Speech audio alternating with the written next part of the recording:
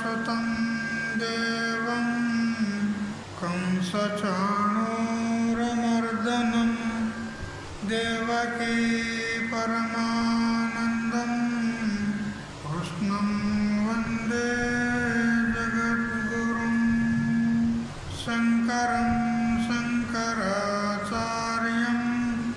కేశవం బాదరాయణం సూత్రభాష్యకృతో వందే భగవంతో పునః పునః ఈశ్వరో గురురాత్మేతి మూర్తిభేద విభాగినే వ్యోమవద్వ్యాప్తదేహాయ దక్షిణామూర్తయే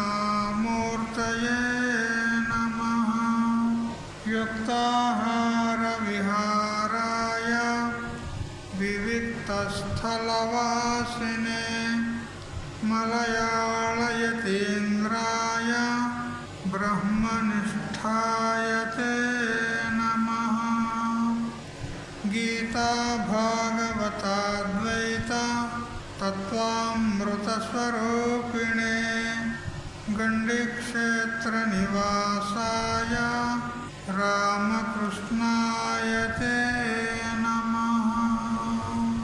ఓం పూర్ణమదః పూర్ణమిదం పూర్ణాత్ పూర్ణముదచ్యతే పూర్ణస్య పూర్ణమాదాయ పూర్ణమేవావశిష్యతే. ఓం శాంతి శాంతి శాంతి.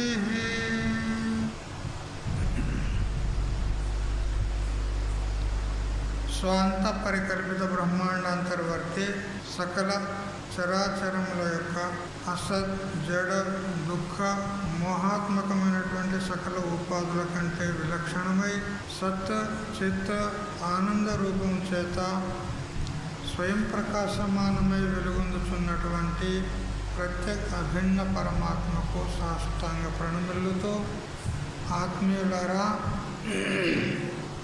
శ్రీమద్ భగవద్గీత 4వ అధ్యాయము కర్మ సన్యాస యోగము 15 శ్లోకాల పర్యంతం తెలుసుకున్నాం.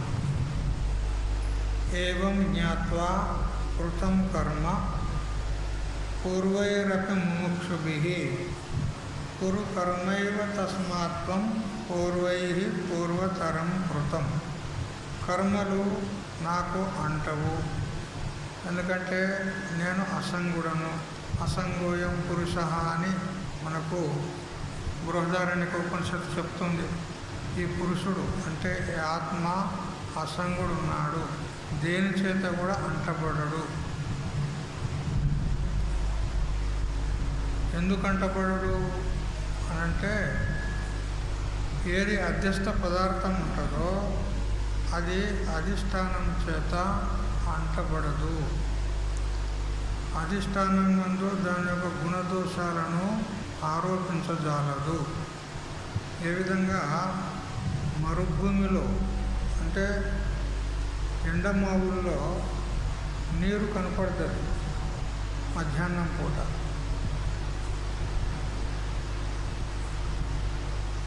తీరా దగ్గరికి వెళ్తే అక్కడ నీరు ఉండదు, కానీ నీరు ఉన్నట్టు కనపడుతుంది. మనం పైగా అలలు కూడా వస్తున్నట్టు కనపడతాయి, కానీ దగ్గరికి వెళ్తే నీళ్ళు ఉండేవి. సాధారణంగా తార్ రోడ్డు మీద కూడా ఎండపూట కనపడతారు దూరాన చూస్తే. ఇప్పుడు ఆ ఎండమావుల్లో కనిపించినటువంటి నీరు ఎండమావుల్లో కనిపించేటువంటి నీరు వాస్తవంగా ఆ భూమిని తడపజాలుతుందా? తడపలేదు. ఎందుకంటే నీరు లేనే లేదు, అక్కడ ఉన్నట్టు వలె కనపడింది అంతే. కనపడినంత మాత్రాన అది ఉన్నది అని భ్రమ చెందకూడదు. అట్లే ఈ దేహాదిక ప్రపంచం కూడా ఉన్నట్టు వలె కనపడుతుంది మనకు. ఇది కూడా ఎండమావుల వలె స్వప్నిక ప్రపంచం వలె లేనిదై ఉండి కనపడుతున్నట్టు వలె కనపడుతుంది, వాస్తవంగా లేదు. ఉండని కదా, అట్లే ఉండని. అయితే ఆ భాసమానమయ్యేటువంటి కల్పిత వస్తువు, ఆరోపిత వస్తువు అధిష్టానాన్ని ఏమీ చేయజాలదు. అట్లే ఈ దేహాదిక ప్రపంచంతో నాకేమీ సంబంధం లేదు, నన్ను అంటుకొనజాలదు. కర్మలు కానీ కర్మఫలాలు కానీ నాకేమీ సంబంధపడి లేవు, అవి నా యందు లేవు అని ఎవరైతే తన స్వరూపాన్ని తెలుసుకుంటాడో అటువంటి వాడు కర్మభిహి న సబధ్యతే, కర్మల చేత అతడు బద్ధుడు కాదు. దేహాదుల యందు జరిగేటువంటి కర్మలను నేను చేస్తున్నానని ఒకవేళ అభిమానిస్తే ఆ కర్మలు బంధానికి కారణమవుతాయి. కానీ నేను అసంగుణ్ణి, నిర్లేపుణ్ణి, నాకు కర్మలతో సంబంధం లేదని తెలుసుకున్న తర్వాత అతనికి కర్మలు అంటవు. ఆ కర్మలు ఒకవేళ దేహాదుల ద్వారా జరుగుతున్నప్పటికీ కూడా అతనికి బంధానికి కారణం కావు. ఎప్పుడు బంధానికి కారణమైతే అని అంటే అభిమానిస్తే, అభిమానమే లేకపోతే అది బంధానికి కారణం కాదు. ఈ ప్రకారంగా ఎవరైతే తెలుసుకొని కర్మలు చేస్తారో, మన పూర్వీకులు కూడా మోక్షాన్ని కోరేటువంటి ముముక్షులు ఎవరైతే ఉన్నారో వాళ్ళందరూ కూడా ఈ ప్రకారంగానే తెలుసుకొని కర్మలు చేసి వాళ్ళు ముక్తిని పొందినారు. అట్లా నీవు కూడా కురు కర్మైవ, నువ్వు కర్మలు చేస్తూనే ఉండు, కానీ అసంగంగా ఉండి, నిర్లేపకంగా ఉండి, నిష్కామంగా ఈశ్వరార్పణ బుద్ధితో నిరభిమానంగా చెయ్యి. చేసినట్లయితే నువ్వు కూడా ముక్తుడవుతావు అని భగవంతుడు చెప్పాడు. ఇప్పుడు ఒక 2-3 శ్లోకాలు చాలా గుహ్యమైనటువంటి, కొంచెం క్లిష్టమైనటువంటి శ్లోకాలు ఈ అధ్యాయంలో. భగవంతుడు అంటున్నాడు, హే అర్జున, కర్మలు అయితే చేయక తప్పదు. ఎందుకంటే జీవించి ఉన్నంత వరకు కర్మ చేయక తప్పదు, కర్మ అయితే చేయాలి. కానీ ఆ కర్మ అంటే ఏమిటి, అకర్మ అంటే ఏమిటి, వికర్మ అంటే ఏమిటి, ఇవి కూడా తెలుసుకొని చేస్తేనే మన కళ్యాణం అవుతుంది. తెలియకుండా చేస్తే బంధానికి కారణమవుతాయి. అందుకని అవి తప్పకుండా తెలుసుకోవాల్సి ఉంది అని భగవంతుడు కర్మల యొక్క రహస్యాన్ని చెప్తూ ఉన్నాడు. శ్లోకం చదవండి. 16. కిం కర్మ కిమకర్మేతి కవయోప్యత్ర మోహితాః తత్తే కర్మ ప్రవక్ష్యామి యజ్ఞాత్వా మోక్షసే శుభాత్. మోక్షసే అశుభాత్, అశుభం అంటే సంసారం నుండి నువ్వు ముక్తుడవుతావు. ఏ కర్మల యొక్క రహస్యాన్ని నువ్వు తెలుసుకున్నట్లయితే అశుభ రూపమైనటువంటి సంసారం నుండి నువ్వు ముక్తుడవుతావో ఆ కర్మల గురించి నీకు ఇప్పుడు ప్రవక్ష్యామి, నేను చెప్పుచున్నాను అంటాడు. ఏమిటి కర్మ అంటే ఏమిటి, అకర్మ అంటే ఏమిటి, వీటి గురించి తెలుసుకోవాలన్నమాట అని భగవంతుడు చెప్తూ ఉన్నాడు. కర్మ అనగా ఎట్టిదో అకర్మ అనగా ఎట్టిదో తెలియజాలక ఈ కర్మాకర్మముల విషయమై జ్ఞానులు కూడా మోహమును చెందిరి అంటాడు. పండితులు కూడా, విద్వాన్లు కూడా ఈ కర్మ అకర్మల గురించి తెలియజాలక మోహితులైపోతున్నారు అంటాడు. వర్తమానంలో కూడా అట్లే జరుగుతుంది. మహాత్ములు కూడా ఈ కర్మ రహస్యాన్ని తెలుసుకోక వాళ్ళు పతనమైపోతున్నారు. అకర్మ అంటే ఊరికే పని చేయకుండా కూర్చోవడం అనుకుంటారు, కానీ అది కర్మనే అని వాళ్ళకి తెలియదు. పని చేయక, ఏ కర్మ చేయక ఊరిగా కూర్చుంటే అది అకర్మ అనుకుంటారు. పొరపాటు పడ్డారు. ఎందుకు? అది అకర్మ కాదు, కర్మనే అవుతుంది కదా. బండిని నడపడం ఏ విధంగా ప్రయత్నం ఉంటుందో బండిని ఆపడం కూడా ప్రయత్నం ఉంటుందా లేదా? ఎడ్ల బండి తోలుతున్నారనుకో, నడుపుతున్నాడు, అది ప్రయత్నం ఉంది కదా అక్కడ. ఆపాలనుకో,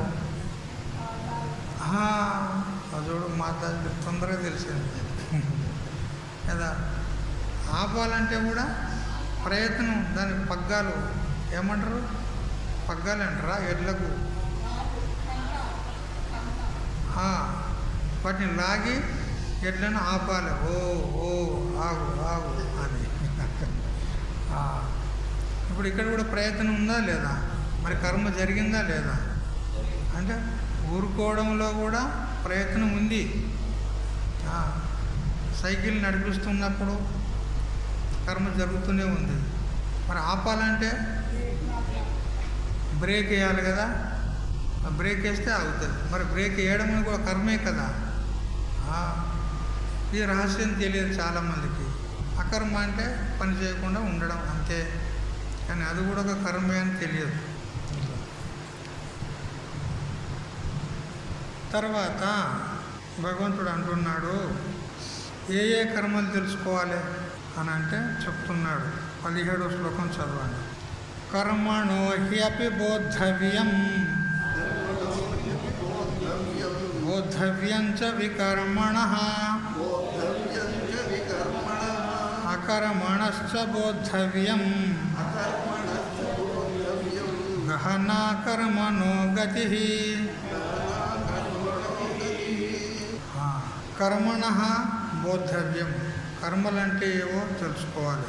కర్మలంటే ఇక్కడ జగద్గురు శంకరాచార్యులు వారు అంటారు, మనము ప్రతిరోజు ఏవైతే వ్యవహారిక కర్మలు చేసుకుంటామో అవి కాదండి, శాస్త్రోక్తమైనటువంటి కర్మలు, వేద విహితమైనటువంటి కర్మలు, అవి ఏంటివో తెలుసుకోవాలి, వాటి రహస్యం ఏదో తెలుసుకోవాలి.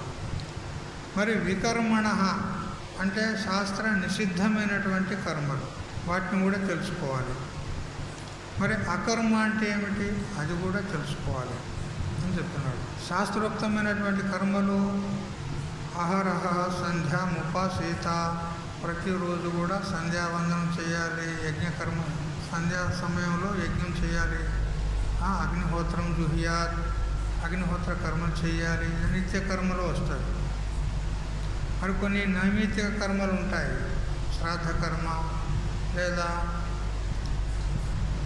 మనకు 16 సంస్కారాలు ఉంటాయి, ఆ సంస్కారాలు కూడా అవి నైమిత్తిక కర్మలను పడతాయి. అలా స్త్రీ గర్భాన్ని ధారణ చేసుకున్నప్పుడు ఆమెకు పుంసవనము, ఆ శ్రీమంతము అవన్నీ చేస్తారు. పుట్టిన తర్వాత జాతకర్మ చేస్తారు. ఆ తర్వాత చూడాకేశం, చూడాకరణం, వెంట్రుకలు తీసినప్పుడు అదొక నిమిత్త కర్మ. ఆజ్య అవేక్షణం, వాడి నెయ్యిలో వాని ముఖం చూపెట్టి తండ్రి వాని ముఖాన్ని నెయ్యిలో చూసిన తర్వాత వెనకసరి వాని ముఖం చూడాలి. పిల్లవాడిని నేరుగా పిల్లవాని ముఖం చూడొద్దు. పుట్టిన తర్వాత తండ్రి వాని ముఖాన్ని నెయ్యిలోకి వంచి నెయ్యిలో కుమారుని కొడుకుని చూడాలి. ఆ ముఖం చూసిన తర్వాత వాని ముఖం చూడాలి, నేరుగా చూడొద్దు. ఇట్లాంటి కొన్ని కర్మలు ఉన్నాయి. ఇక వివాహం అనేది ఒక కర్మ. మళ్ళీ తర్వాత చివరికి అక్కడ పెడతారు కదా పిండాకూడం, శ్రాద్ధ కర్మ, అదొక కర్మనే. అక్కడికి సమాప్తం అవుతుంది మన కర్మ.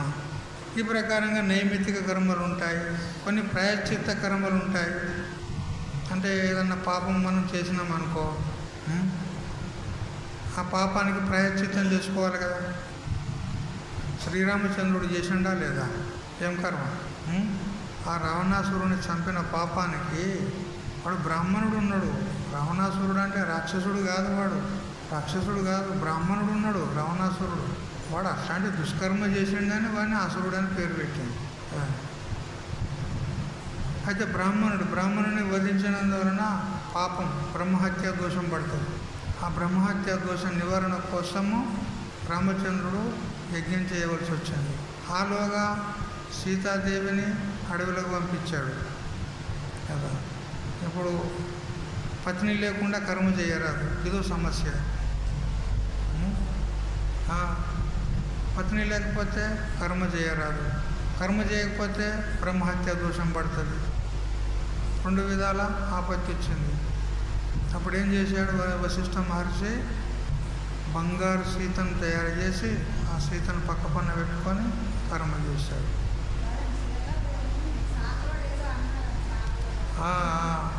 అదే అన్నాడు.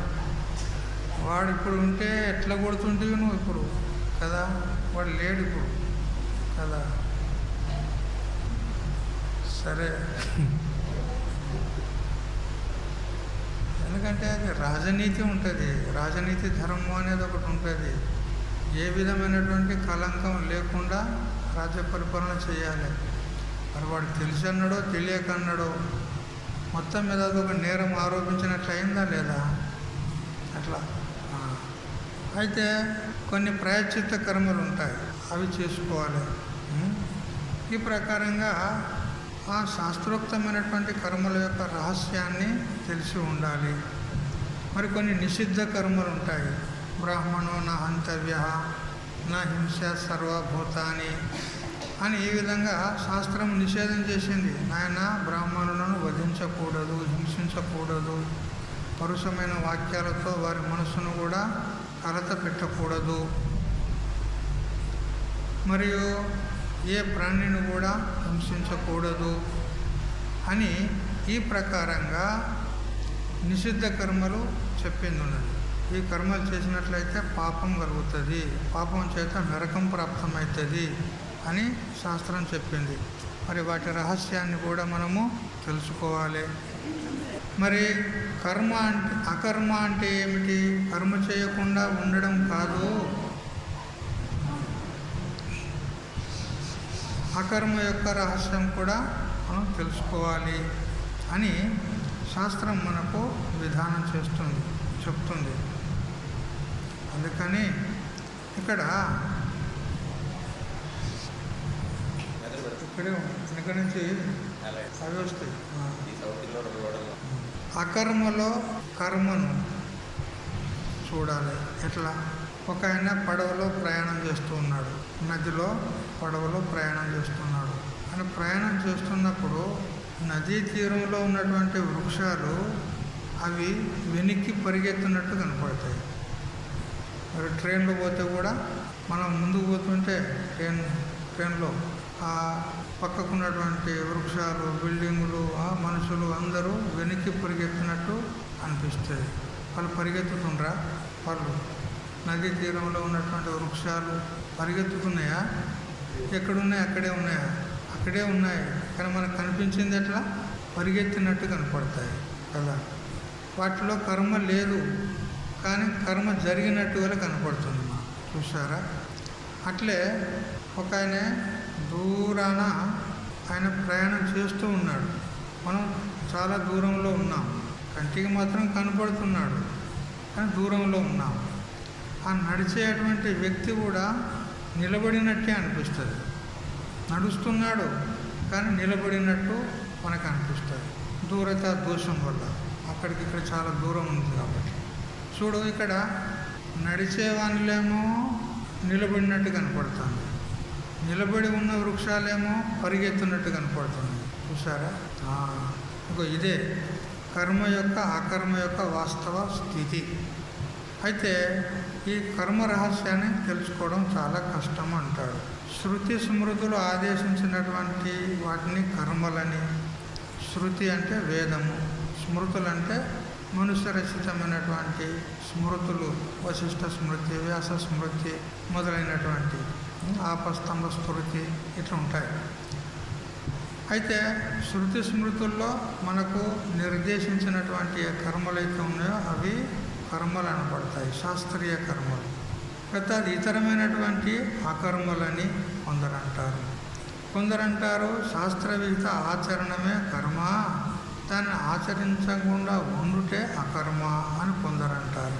ఇక మరికొందరు అంటారు సహజంగా మనకు శారీరకమైనటువంటి క్రియలు అయితే ఉన్నాయో అవి కర్మలు, వాటిని మానుకుంటే అకర్మలు అని ఇట్లా నానా రకాలుగా విద్వాన్లు కూడా భ్రమలో పడుతున్నారు అని చెప్తూ ఈ పలు విధాలమైనటువంటి ఈ కర్మల గురించినటువంటి ఊహలు ఏవైతే ఉన్నాయో ఇవి సరి అయినవి కాదు, అసలైన రహస్యం ఏదో అది తెలుసుకోవాలి అంటాడు.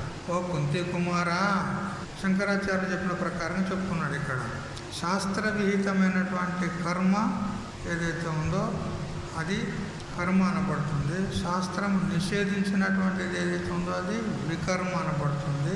కాబట్టి కర్మ అంటే ఏమిటో ఆ విషయాన్ని కూడా మనం తెలుసుకుందామంటూ ఈ కర్మ వికర్మల తత్వం దుర్బోధ్యమైంది. శృతి స్మృతి రూపమైన శాస్త్రం విధించినటువంటి కర్మ యొక్క వాస్తవిక స్వరూపం తెలియకపోతే దాన్ని ఆచరించేది కష్టం. వేదం చెప్పింది, శాస్త్రం చెప్పింది ఇట్లా చెయ్యాలి అని, కానీ దాని రహస్యం తెలుసుకోకపోతే దాన్ని ఆచరించేది కష్టమవుతుంది. మరి అకర్మ అంటే ఏమిటి? పనులు చేయకుండా ఊరుకోవడమా? కాదు, అది దాని అర్థం కాదు. మరి దాని అర్థం ఏంది అది తెలుసుకోవాలి అని ఈ విధంగా చెప్తూ, వాటి కర్మ యొక్క జ్ఞానం లేక అజ్ఞానంతో కనుక మనం కర్మలు చేసినట్లయితే అది ఎంత గొప్ప కర్మ అయినప్పటికీ కూడా వానికి క్లేశదాయకమే అవుతుంది, దుఃఖదాయకమే అవుతుంది. అందుకని కర్మ యొక్క రహస్యాన్ని తెలుసుకోవాలి. ఒక గ్రామంలో ఇట్లే స్వాముల వారిలాగా ఒక గురువు ఉన్నాడు, అతనికి ఒక శిష్యుడు కూడా ఉన్నాడు. ఆ శిష్యుడు గురువు గారిని ఒకనాడు అడిగినాడు, స్వామీజీ మరణాత్ త్రాయతే ఇది మంత్ర అని అంటారు. అంటే జన్మ మరణ రూప సంసారం నుంచి తప్పించేది ఏదో అది మంత్రము అనబడుతుంది. మంత్రం అంటే మరణాత్ త్రాయతే ఇది మంత్ర. మరి స్వామీజీ నాకు జన్మమరణ రూప సంసారం తప్పాలంటే మీరు మంత్రదీక్ష ఇవ్వకుండా తప్పది అంటాడు. మీరు నాకు మంత్రదీక్ష ఇవ్వాలి అంటాడు. సరే నాయన ఇస్తా అన్నాడు. ఏదో ఒక రోజు శుభదినం చూశాడు, వానికి మంత్రదీక్ష ఇచ్చి చెప్పినాడు, చూడు ఏకాంతంలో ఉండి మంత్ర జపం చెయ్యాలి, లోకాంతంలో కాదు, ఏకాంతంగా ఒంటరిగా ఉండి ఏ అలజడి లేని ప్రదేశంలో నువ్వు జపం చెయ్యాలి అన్నాడు. సరే గురుదేవా అన్నాడు. వచ్చి ఇంట్లో కూర్చొని జపం చేస్తే అవుతుందా? ఒకడు కూరడు గీ అంటాడు, ఒకడు గ్యా అంటాడు. ఇంట్లో లొల్లి గడబడు అల్లరి అంతా. ఈ ఇంట్లో సరిగ్గా లేదనుకున్నాడు. ఇది అనుకూలమైన చోటు కాదు మంత్ర జపం చేయడానికి అని అడవిలోకి వెళ్ళాడు. అడవిలోకి వెళ్ళి ఒక చెట్టు కింద కూర్చొని జపం చేస్తున్నాడు. అంతలో ఒక పక్షి మీద నుంచి వాని మీద రెట్ట వేసింది. రెట్ట అంటే ఎరకే కదా, మీద నుంచి రెట్ట వేసింది. చీచి ఇంట్లో అనుకూలం లేదని అడవిలోకి వస్తే ఈ అడవిలో కూడా నాకు విక్షేపం అవుతుంది. ఈ చెట్టు కింద కూర్చొని జపం చేద్దామంటే ఈ పక్షులు నన్ను జపం చేసినట్లు అని ఓ నదిలోకి పోయినాడు. నదిలోకి పోయి మోకాళ్ళ వరకు నీళ్ళు వచ్చేంత వరకు పోయి జపమాల పట్టుకొని జపం చేస్తుంటే ఆడ చేపల గుంపులన్నీ కూడా తిరుగుతూ ఉన్నాయి. చేపల గుంపు అవి కాళ్ళు కొరుకుతున్నాయి. ఒకసారి వచ్చి చేపలు ఒక్కోసారి కాళ్ళు కొరుకుతాయి. ఇది ఎవరో పీడ. ఇంట్లో అట్లా విఘ్నం కలిగింది, ఆ చెట్టు కిందకి వస్తే అట్లా విఘ్నం కలిగింది, ఈ అడవిలో ఈ నదిలోకి వస్తే ఇట్లా విఘ్నం. అవి కొరుకుతుంటే వీనికి జపం ధ్యానం కుదురుతుందా? అది ఏం కొరికే తెలియదు, వచ్చి ముసలు పట్టిందా ఏం తెలియదు, అది కూడా తెలియదు. అందుకని ఈ స్థానం బాగులేదు. ఇక ఎక్కడ పోయినా ప్రపంచంలో ఇంతే, ఇక ఎక్కడ కూడా శాంతి ఏకాంతం అనేది లేదు. మా గురుదేవుని యొక్క ఆజ్ఞను పాటించాలంటే ఇప్పుడు నాకు శరీరాన్ని త్యాగం చేసి మరో శరీరాన్ని ధారణ చేసుకుంటేనే కానీ నాకు గురుదేవుని ఆజ్ఞ మేరకు జపం చేసేది సంభవిస్తుంది. అందుకని ఇక నేను శరీరమే త్యాగం చేస్తా అనుకొని ఆ పుల్ల ఈ కట్టి ఆ కట్టి ఒక దగ్గర వేసి ఇక దానిలో దూకి చనిపోతాను అనుకున్నాడు. అంతలో దైవికంగా అకస్మాత్తుగా ఒక బ్రాహ్మణుడు ఆడికి వచ్చాడు. వచ్చి ఏమయ్యా బాగానే ఏదో చేస్తున్నావు, ఏం చేస్తున్నావు అని అంటే, అయ్యా ఏమున్నది, ఇక మా గురువు గారు మంత్రదీక్ష ఇచ్చాడు, ఆ మంత్రం జపం చేయాలంటే ఏకాంత ప్రదేశం దొరుకుతలేదు, ఇంట్లో ఉంటే పిల్లల అలజడి, అడవికి వస్తే పక్షుల అలజడి, నదిలో పోతే అక్కడ చేపల అలజడి. ఇక నాకు ప్రపంచంలో ఎక్కడ ఏకాంతం కనిపించడం లేదు. నేను ప్రాణత్యాగం చేసి శరీరాన్ని వదిలి ఇంకో శరీరాన్ని పొంది అప్పుడు నేను జపం చేస్తా. అందుకని చావడానికి సిద్ధంగా ఉన్నా, ఇప్పుడు ఆ చిత్తులో దూకి చనిపోతాను అన్నాడు. ఊరి ఊరి ఊరి ఊరి చస్తే చావు, చావు ఎవడొద్దన్నాడు నీకు? చస్తే చావు. కానీ ఇక్కడ సమీపంలోనే మా గ్రామం ఉంది. నువ్వు చచ్చిన తర్వాత నీ చావు పొగ, ఆ కట్టెల మంట, ఆ పీనిగ పొగ, అది మా ఊరికి వచ్చానంటే మా ఊరి వాళ్ళందరికీ రోగాలు వచ్చి వాళ్ళు చచ్చిపోతారు. నువ్వు ఇక్కడ చావద్దు, ఇక్కడ దూరం పోయి చావుకో అంటాడు.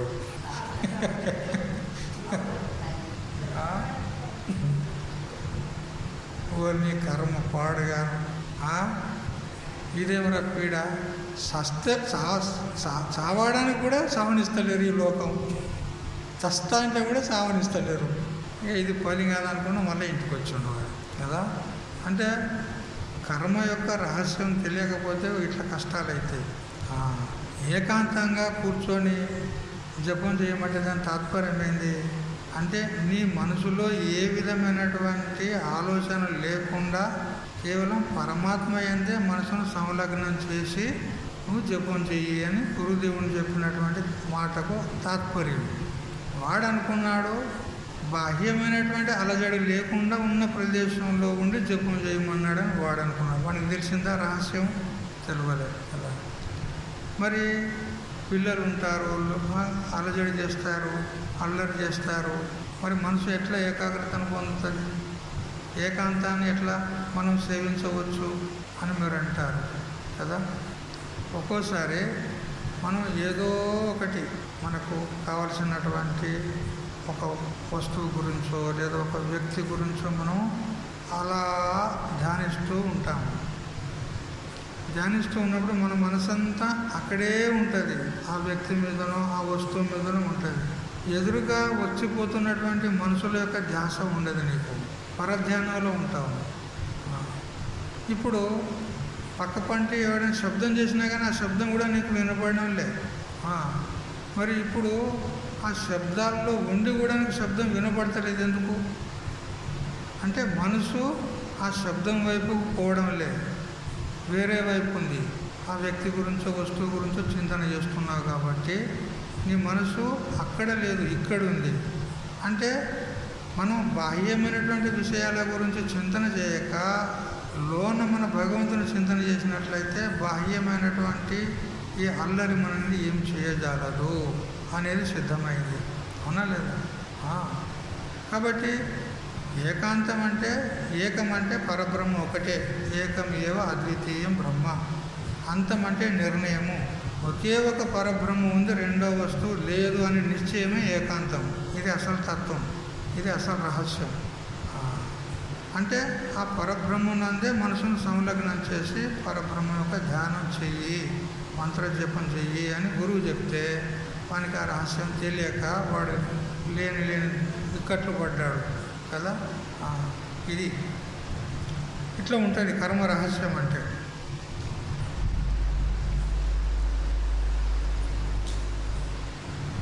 హే ధనంజయ, కర్మయందు అకర్మను, అకర్మయందు కర్మను ఎవడు దర్శించగలుగుతాడో వాడే మనుష్యుల్లో బుద్ధిమంతుడు, వాడే యోగయుక్తుడు, వాడే సమస్త కర్మలను ఆచరించిన పుణ్యాత్ముడు అంటాడు.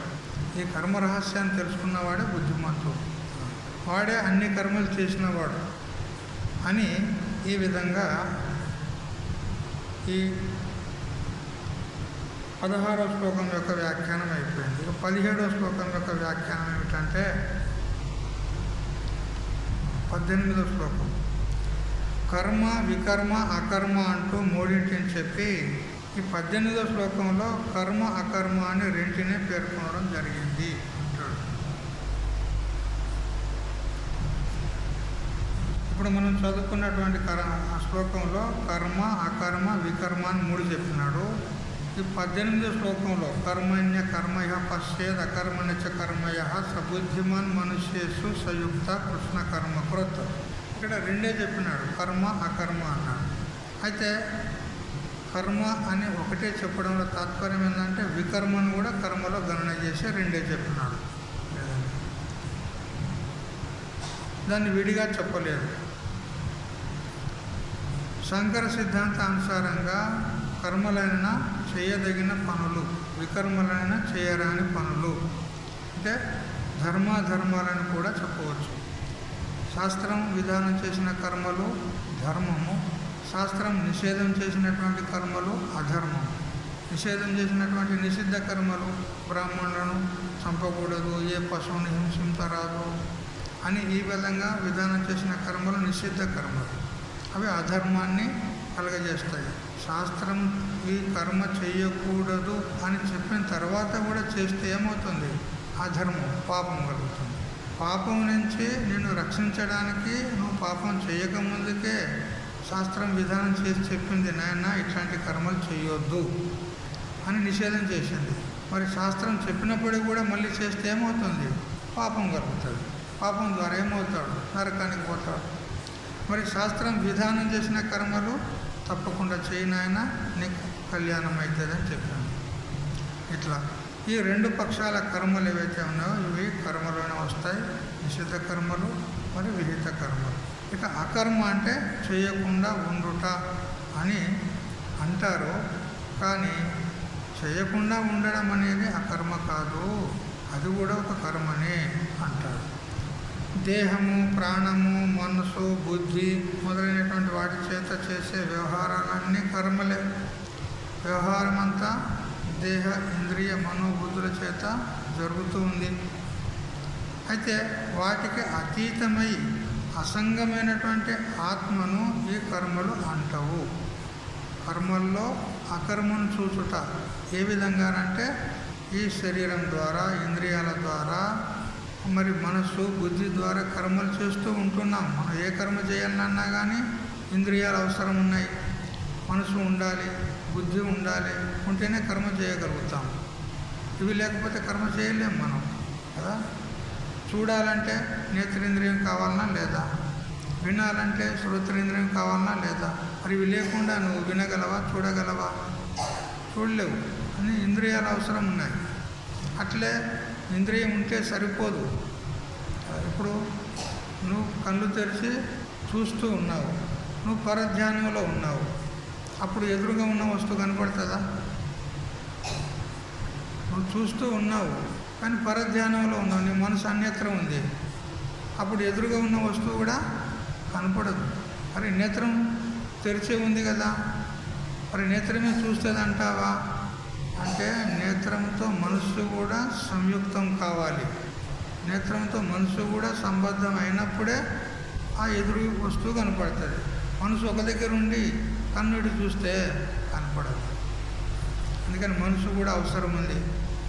మరి ఆ చూడడము, వినడము, పని చేయడము అనేటువంటి కర్మ చేస్తున్నావో అది నువ్వు నిశ్చయం చేస్తేనే కానీ ఆ కర్మ చేయగలుగుతావు. చేస్తున్నా వద్దా, పోతున్నా వద్దా అని ఇట్లా వికల్పాత్మకమైనటువంటి సంశయ స్థితిలో ఉంటే కర్మ చేయలేవు. నువ్వు పూర్తిగా నిశ్చయం చేసుకుంటేనే కర్మ యందు ప్రవృత్తుడు అవుతావు. అందుకని బుద్ధి కూడా అవసరం. నిశ్చయం చేసేది ఎవరు? బుద్ధి. కాబట్టి ఇంద్రియాలు, మనస్సు, బుద్ధి ఇవన్నీ ఉండాలి. ఉంటే కర్మ జరుగుతుంది. అయితే ఇదంతా ఎక్కడ జరుగుతుంది? ఈ దేహం అనేటువంటి సంఘాతంలో జరుగుతుంది. మరి దీనికి అధిష్టానము, దీనికి సాక్షి అయినటువంటి ఆత్మలో ఈ కర్మ ఉందా? ఇవన్నీ చూస్తున్నటువంటి ఆత్మలో ఈ కర్మ ఉందా? ఇప్పుడు మీరు రైల్వే స్టేషన్కి పోతారు, మీరు ఆ ప్లాట్ఫామ్ మీద నిలబడి ఉంటారు. మీరు నిలబడి ఉన్నప్పుడు ఒక రైలు వస్తూ ఉంటుంది, ఒక రైలు పోతూ ఉంటుంది. చూస్తారా లేదా? చూస్తుంటారు కదా. పోయేది రైలులు, ఆ రైలులో క్రియ జరుగుతుంది, అది కదులుతుంది, పోతుంది. క్రియ ఎక్కడుంది? కర్మ రైలులో ఉంది. నువ్వు అక్కడ ప్లాట్ఫామ్ మీద ఉండి చూస్తున్నావు. చూసేటువంటి నీ యందు కదలిక ఉందా? నీ యందు కర్మ ఉందా? నువ్వు కదులుతున్నావా? రైలు కదులుతుందా? రైలే కదులుతుంది కదా. అక్కడ కర్మ జరుగుతూ ఉంటే నువ్వు చూస్తూ ఉన్నావు, నీలో కర్మ లేదు, నువ్వు ఒక చోట నిలబడి ఉన్నావు. అట్లే ఈ శరీర ఇంద్రియాల ద్వారా కూడా కర్మ జరుగుతూ ఉంటే చూసేటువంటి నీలో కర్మ జరగడం లేదు, నువ్వు కేవలం చూస్తూ ఉన్నావు అంతే. అది గమనించాలి మనం. బాహ్యంగా వ్యవహారం జరుగుతుంది ఇంద్రియాదుల ద్వారా, ఇది మనందరికీ తెలుసు. కానీ వీటిని అన్నిటినీ తెలుసుకునేది ఎవరు? విచారం చేయాలి. ఈ కర్మ జరుగుతుంది, నేను చూస్తున్నాను, నేను పోతున్నాను, నేను మాట్లాడుతున్నాను అంటావే, మరి వాస్తవంగా నీలో చూచుట, మాట్లాడుట, వినుట అనే కర్మ జరుగుతుందా? జరగడం లే. జరుగుతుంది ఇంద్రియాదుల ద్వారా, కానీ నువ్వు మాత్రం కేవలం చూస్తూ ఉన్నావు అంతే, తెలుసుకుంటున్నావు. నీలో కర్మ లేదు. ఇగో ఈ విధంగా కర్మలో అకర్మను చూచుట, ఈ కర్మను చూసేటువంటి నా యందు కర్మ లేదు అని ఈ విధంగా తన స్వరూపాన్ని తెలుసుకొని, నేను అసంగుణ్ణి, నిర్లోపుణ్ణి, నేను అక్రియుణ్ణి అని ఈ విధంగా తెలుసుకొని, తన స్వరూపమును తెలుసుకొని నా యందు కర్మ లేదని తెలుసుకొనుట, ఇది కర్మలో అకర్మ అని తెలుసుకొనుట. ఏ విధంగా దూరానికి పోతున్నటువంటి వ్యక్తి నడుస్తూ ఉన్నాడు, కానీ మనకు అతడు నిలబడి ఉన్నట్టుగా అనిపిస్తుంది. దూరత దోషం వల్ల ఒక్కోసారి దూరాన 2 చెట్లు పక్కపక్కన ఉంటాయి, 2 చెట్లు పక్కపక్కన ఉంటాయి. మనం దూరం నుంచి చూస్తే 2 చెట్లు కనపడవు, ఒకటే చెట్టు కనపడుతుంది, 2 కలిసి. దూరత దోషం వల్ల అట్లా కర్మ జరుగుతూ ఉన్నా కూడా దేహేంద్రియాది మొదలైన సంఘాతంలో నేను మాత్రం కర్మ చేసేవాడిని కాదు అని తెలుసుకుంటే ఇది కర్మలో అకర్మ చూసినట్టు. ఇక అకర్మ అయినటువంటి ఆత్మయందు నేను చేస్తున్నా, నేను చూస్తున్నా అని ఆరోపిస్తాడు కదా, ఆరోపించుకుంటాడు అజ్ఞాని జీవి.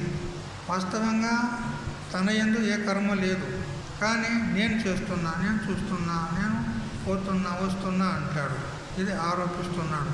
అంటే అకర్మ లోపల కర్మను చూస్తూ ఉన్నాడు ఇతడు కదా.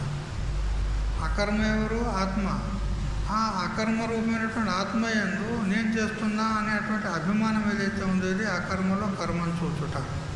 అయితే జ్ఞాని అయినటువంటి వాడు వాస్తవంగా నా యందు కర్మ లేదు, దేహాదుల్లో కర్మ జరుగుతుంది, ఈ దేహాదులు కూడా మిథ్యా ఉన్నాయి, ఇది వాస్తవం కాదు, ఈ మిథ్య అయినటువంటి శరీరాదుల ద్వారా జరిగేటువంటి కర్మ కూడా మిథ్యనే, దాంతో నాకేం సంబంధం లేదనుకుంటే అతడే వాస్తవమైనటువంటి బుద్ధిమంతుడు అని తెలుసుకోవాలి. ఆత్మకు చలనం లేదు, క్రియ లేదు, విక్రియ లేదు. ఈ జ్ఞానాన్ని అపరోక్షంగా ఎవడైతే తెలుసుకుంటాడో వాడు కర్మలో అకర్మను చూసిన వాడు అవుతాడు. ఇట్లా ఇక దేహాదుల యందు కర్మ జరిగితే ఆత్మయందు ఆరోపించినట్లయితే అది అకర్మయందు కర్మను చూసినట్లు అవుతుంది.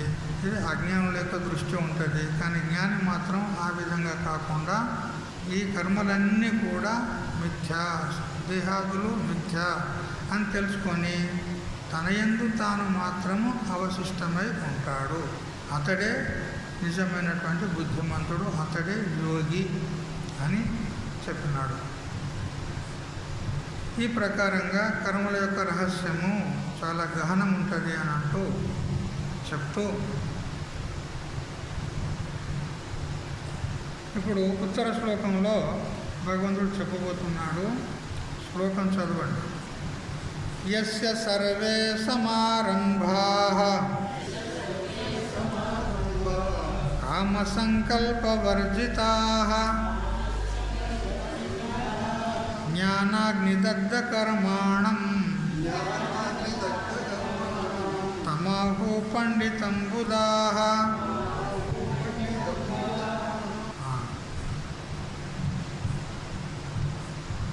యస్య అంటే ఎవని యొక్క, సమారంభాః అంటే కార్యాలు, ఏ ఏ కార్యాలు అతడు చేస్తాడో, సర్వే అవన్నీ కూడా కామ సంకల్పవర్జితాః, కామన లేకుండా, ఏ సంకల్పం లేకుండా, ఏ ఫలాపేక్ష లేకుండా ఎవరైతే ఆ కర్మలు చేస్తారో వారి కర్మలన్నీ కూడా జ్ఞానం అనేటువంటి అగ్ని చేత దగ్ధమైపోతాయి అంటాడు. నీ కర్మ గాలిపోను అంటారా లేదా? నీ కర్మ గాలిపోను అంటాడు. అంటారా ఇక్కడ? అట్లా ఎట్లా కాలిపోతుంది చెప్పు, కర్మ ఎట్లా కాలిపోతుంది అది చెప్పినాడు ఇక్కడ భగవంతుడు. జ్ఞానం అనేటువంటి అగ్ని చేత ఈ కర్మలన్నీ కాలిపోతాయి మొత్తం. పూర్వజన్మల్లో అనేక జన్మల్లో ఎన్నో కోటాను కోట్ల కర్మలు చేసుకుంటూ వచ్చావు. అది పెద్ద హిమాలయ పర్వతం అంతా ఎత్తున్నది నీ కర్మ రాశి, నీకు తెలియదు. మరి ఇప్పుడు కూడా చేస్తూనే ఉన్నావు. ఈ కర్మలన్నీ కూడా కాలిపోతాయి. ఎట్లా? జ్ఞానం అనేటువంటి అగ్ని చేత.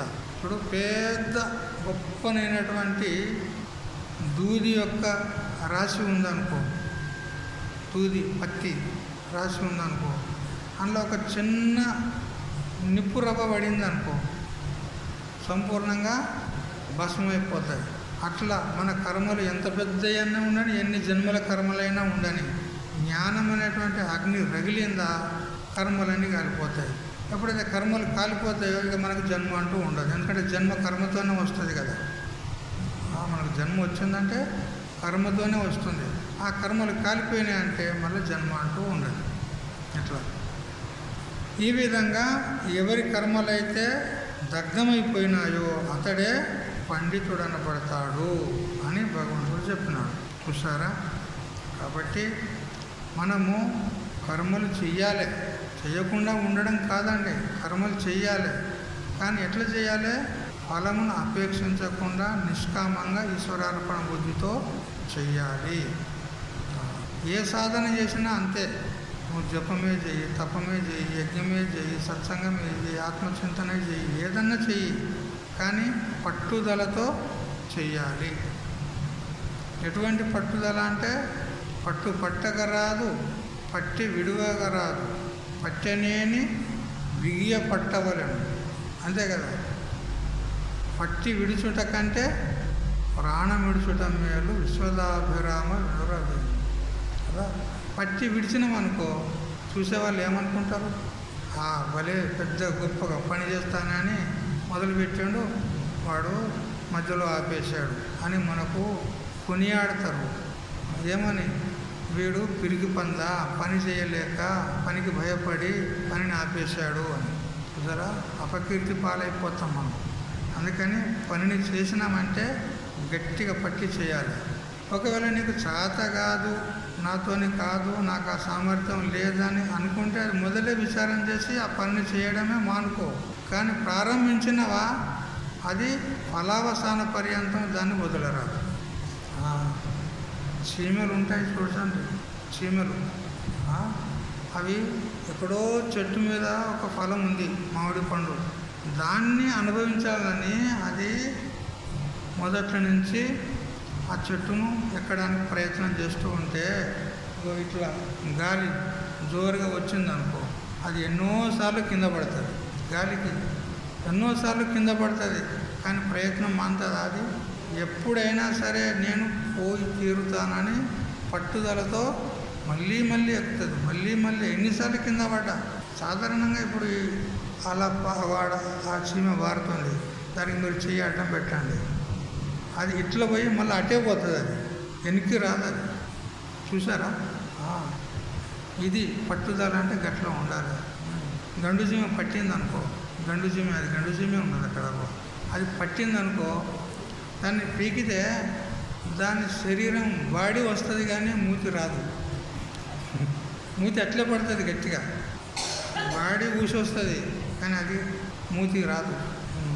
ఎట్లా పట్టింది? అది గట్టిగా పట్టి విడిచుట కంటే ప్రాణం విడిచుట మేలు, అది చెప్తుంది మనకు. అలా చీమ చెప్తుంది, పట్టినా కదా నా ప్రాణమైన ఇడిచిపెడితే కానీ నేను పట్టి ఇడిచిపెట్టానంటుంది. ఆ చీమ చెప్తుంది మనకు. అట్లా ఉండాలి. ఒక సముద్రం తీరంలో ఒక టిట్టిబ పక్షి అని చిన్న పక్షి, మరీ చిన్నగా ఉంటుందండి, చిన్న పక్షి. ఆ సముద్ర తీరంలో అది గుడ్లు పెట్టిందండి. ఆ సముద్ర తీరంలో గుడ్లు పెడితే సముద్రం యొక్క అలలు వస్తూ ఉంటాయి, పోతూ ఉంటాయి, గుడ్లు ఉంటాయి. ఒకనాడు ఆయన సముద్రం యొక్క అలలు లేచి ఆ తటం మీద, ఆ తీరం మీద ఇట్లా పడి ఆ గుడ్లతో సహితంగా సముద్రం గుడ్లను తీసుకుపోయింది. అప్పుడు ఆ పిట్ట యొక్క భర్త ఇద్దరు వాళ్ళకి కోపం బాగా వచ్చింది. ఈ సముద్రుడు మా గుడ్లను వీడు తీసుకుపోతాడా? ఈ సముద్రాన్ని శోషించే తీరుతాను, సముద్రంలో ఒక్క నీటి బిందు లేకుండా దీన్ని ఎండింపజేస్తాను అని ప్రతిజ్ఞ చేసినాయి పక్షులు. అవి ఎంతున్నాయి? ఇంత ఉన్నాయి. సముద్రం పోయి బాబురే ఎన్ని జన్మలైనా కానీ చేయలేవు అవి, కానీ ప్రతిజ్ఞ అయితే పూన్యాయి. ఈ సముద్రాన్ని ఎండింపజేస్తాము అని ప్రతిజ్ఞ పూన్యాయి. అప్పుడు ఏం చేస్తున్నాయి? ఆ ముక్కుతోనే ఆ సముద్రంలో ముక్కు ముంచుతున్నాయి. ఆ నోట్లో ఎంత వస్తుంది బిందువు, అది తీసుకుపోతున్నాయి, అవతల పడేస్తున్నాయి, మళ్ళీ వస్తున్నాయి, మళ్ళా నీటి ఆ ముక్కు ముంచుతున్నాయి, ఒక చిన్న బిందువుని తీసుకుపోతున్నాయి, అక్కడేస్తున్నాయి. ఇప్పుడు ఎప్పుడు ఆ సముద్రం ఎండిపోవాలి చెప్పండి? సముద్రం ఎప్పుడు ఎండిపోవాలి? అయితే ఆ రెండు పక్షుల యొక్క ఆ ప్రతిజ్ఞ, ఆ పట్టుదల చూసి ఇతర పక్షులన్నీ కూడా వచ్చినాయి. ఇక రే మా జాతి వానికి ఇంత ఆపద కలిగితే సముద్రాన్ని ఉంచుదామా, ఎండింపజేస్తామని అవి కూడా ప్రయత్నం చేస్తున్నాయి. ఇక అవి కూడా ముంచుతానే పోతానే బయటేస్తున్నాయి, ముంచుతానే పోతాయి బయటేస్తున్నాయి. ఎన్ని పక్షులు వచ్చినా కానీ, ఎన్ని ఏళ్ళైనా కానీ సముద్రం ఎండిపోతుందా చెప్పండి? అప్పుడు నారద భగవాను అట్లా పోతూ ఉండి ఆ పక్షుల యొక్క సందడి చూశాడు. అరే పక్షులన్నీ ఒక దగ్గర చేరి ఆ సముద్రంలో మూతి పెడుతున్నాయి, బయటకు పోతున్నాయి, వస్తున్నాయి, ఏంది ఇది అని దిగి వచ్చాడు నారద మహర్షి. ఏమండో బాగా హడావిడిలో ఉన్నారు, ఏం పని చేస్తున్నారు మీరు అని అడిగినాడు. నువ్వు ఉండవయ్యా, మా పని మాం చేయనియ్యా అంటున్నాయి అవి. అవి హడావిడిలో ఉన్నాయి, అవి పని చేస్తున్నాయి. అరే చెప్పండి అయ్యా, కొంచెం ఏమన్నా నేను సహాయం చేయగలిగితే చేస్తాను అని అంటే, అందులో ఒక పక్షి నిలబడి చెప్పింది, ఇదిగో మా జాతి వాని యొక్క గుడ్లు సముద్రుడు తీసుకొని గర్భంలో వేసుకున్నాడు. ఆ సముద్రాన్ని ఎండించేంత వరకు మేము విశ్రాంతి తీసుకోము, అందుకే మేము చేస్తున్నాం ఈ పని అంటాడు. ఓరి ఓరి ఓరి ఏమరా మీతోనే అవుతుందా ఈ పని? అదంతా మా కెరకలే, చేస్తాం అంతే. అప్పుడు పాపం ఆ నారదునికి జాలేసింది. జాలేసి వైకుంఠం పోయాడు. వైకుంఠం పోయి ఆ పక్షీంద్రుడు ఉన్నాడు కదా, గరుత్మంతుడు, ఏమయ్యా ఇంత మంచిగా విశ్రాంతిగా మంచిగా శాంతిగా కూకున్నావు, మీ పక్షి జాతికి ఎంత ఆపద వచ్చింది అనుకున్నావు? నువ్వు ఇట్లా కూకుంటే తగునా నీకు? మీ జాతికి ఆపద వస్తే ఇట్లే కూకుంటావా నువ్వు అని అంటే, ఏమైంది అంటే, ఇగో ఆ సముద్రం ఒడ్డుకు మీ పక్షి జాతి ఒక పక్షి గుడ్లు పెడితే సముద్రుడు ఆ గుడ్లను తీసుకుపోయాడు. ఇప్పుడు పక్షులన్నీ కూడి సముద్రాన్ని ఎండింపజేస్తామని ఉద్యమించి అవి శోషింపజేయడానికి ప్రయత్నం చేస్తున్నాయి. కానీ ఏం లాభం? ఎన్ని సంవత్సరాలు చేస్తే మాత్రం ఆ సముద్రం ఇంకిపోతుందా, ఎండిపోతుందా? చాచా, నువ్వు ఈ విధంగా ఉంటే నువ్వు అసలు ఏం మనిషివా, ఏం పక్షివి నువ్వు? నీ జాతికి అంతా ఆ ఆపద వస్తే నువ్వు ఎలా ఉండగలుగుతున్నావు వీడ అంటే, అట్లనా అయిన దానికి ఇప్పుడు సముద్రుని సంగతి చూస్తాను నేను అని పక్షీంద్రుడు వచ్చాడు. పక్షీంద్రుడు వచ్చి తన రెక్కలతోని జోరుగా ఇట్లా ఊపేసరికి ఆ సముద్రము ఉక్కిరి బిక్కిరి అయిపోయింది. సముద్రమా నేను ఎండింపజేస్తాను చూడు అని పక్షీంద్రుడు రెక్కలతోని ఇట్లా జోరుగా వీచేసరికి ఆ సముద్రం ఉక్కిరి బిక్కిరి అయిపోయేసరికి అప్పుడు సముద్రుడు ప్రత్యక్షమయ్యి, ఏ గరుత్మంతా నువ్వు అంత పని చేయకు, నువ్వు ఈ పని ఎందుకు చేస్తున్నావు అంటే, నా జాతి వాడిని గుడ్లు తీసుకుంటావా నువ్వు? నిన్ను ఎండింపజేస్తావు ఇప్పుడు అని అంటే, అంత పని చేయకు, ఆ పక్షి యొక్క గుడ్లు మళ్ళీ నేను తిరిగిస్తాను, నువ్వు అంత పని చేయకని ఆ గుడ్లు ఇచ్చేశాడు. చూడు, ఆ చిన్న పక్షి ఎక్కడ, దాని ప్రయత్నం ఎక్కడ, సాధించిందా లేదా, కార్యాన్ని సాధించిందా లేదా? చూడు, అట్లా పట్టుదల ఉండాలి మనలో. చేస్తారా? ఏం చేస్తారు?